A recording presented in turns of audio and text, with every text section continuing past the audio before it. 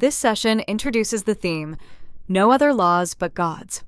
We will use a diagnostic framework to examine how the mind chooses between truth and illusion, drawing on Chapter 10, Section 4 of A Course in Miracles, and apply it to our own decision-making. Here, we see the mind divided between two kingdoms.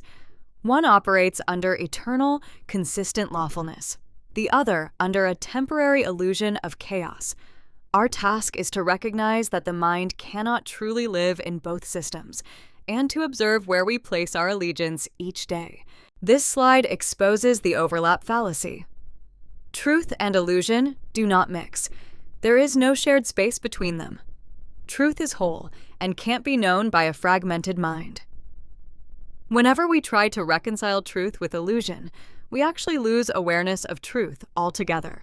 The unclouded mind accurately evaluates raw input from the world. It identifies what is unreal and simply lets it go, while recognizing what reflects reality and accepting it. As we practice this discernment, confusion clears and a stable awareness of reality dawns. A false God is built in 3 steps.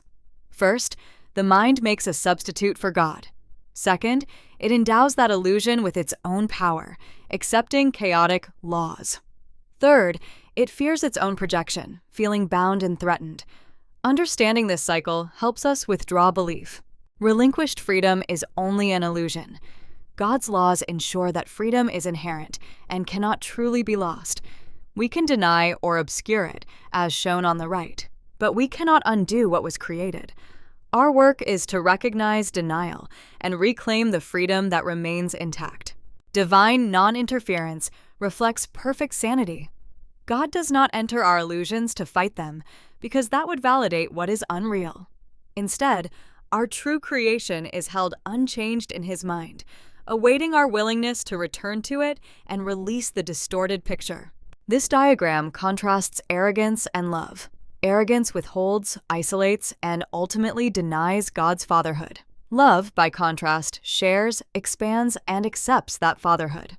Practically, every interaction invites us to choose one of these 2 internal pathways. The diagnostic matrix summarizes the 2 systems of law. God's laws arise from creation, are lawful and peaceful, operate in eternity, and express themselves through sharing and love. The laws of chaos are invented, chaotic, time-bound, and characterized by withholding. Existence can be viewed along 2 axes. The horizontal axis represents preoccupation with time and the changing world. The vertical axis represents the unclouded mind, oriented to eternity. Because time and eternity conflict, our focus inevitably aligns us with one or the other. Finally, we consider the function of time. Time is not ultimate reality, it is a temporary choice. Its constructive role is to provide a learning space where the mind decides to release illusions. When we value only the timeless, we use time itself to move toward eternity.